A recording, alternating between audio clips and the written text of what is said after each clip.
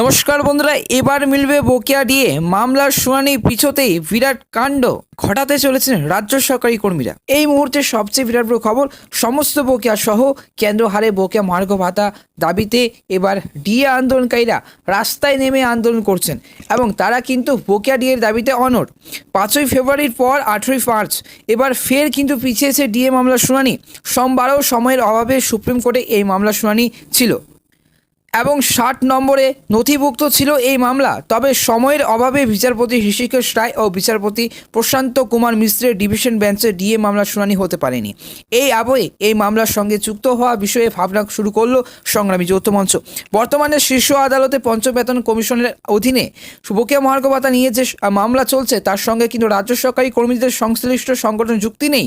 তবে গতকাল ফের সুপ্রিম কোর্টে কিন্তু মামলার শুনানি পিছিয়ে যাওয়ার পর এই মামলার সঙ্গে কিন্তু যুক্ত হওয়ার বিষয়ে ভাবনা চিন্তা শুরু করেছে তারা। সম্প্রতি একথা জানান সংগ্রামী যৌথ মঞ্চের এক নেতা। তারা রাজ্য সরকারি কর্মচারীরা ডিএর দাবিতে কিন্তু আজ কিন্তু 417তম দিন ধরে আন্দোলন করছেন এবং সংগ্রামী যৌথ মঞ্চের সদস্যরা বকেয়া ডিএর দাবিতে কেন্দ্র হারের অনড় রয়েছেন। এই বিষয়ে সংশ্লিষ্ট সংগঠনের সঙ্গে যুক্ত রাজ্য সরকারি কর্মচারীদের মতামত চাওয়া হয়েছে বলে খবর।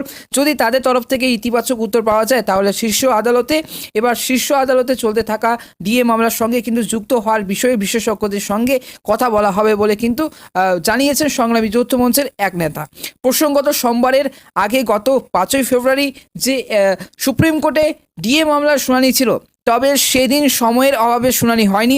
সোমবার সুপ্রিম শুনানির যে আশায় বুক বেঁধেছিলেন রাজ্য সরকারি কর্মীদের একাংশরাও কিন্তু বুক বেঁধেছিলেন। তবে গতকালও ওই মামলার শুনানি পিছিয়ে যায়। সেই 2016 সাল থেকে ডিএ নিয়ে চলছে টানাপোড়েন। প্রথমে স্টেট অ্যাডমিনিস্ট্রেটিভ ট্রাইব্যুনালের দ্বারস্থ হয়েছিলেন রাজ্য সরকারি কর্মচারীদের। এরপর হাইকোর্ট হয়ে বর্তমানে সেই মামলা এসেছে সুপ্রিম কোর্টে। এদিকে গত 14 মাস রাজ্য সরকারি কর্মচারীদের প্রায় 11% বকেয়া মহার্ঘ ভাতা বৃদ্ধি করেছে পশ্চিমবঙ্গ সরকার। তবে তাতে খুশি নয় সরকারি কর্মীদের একাংশ।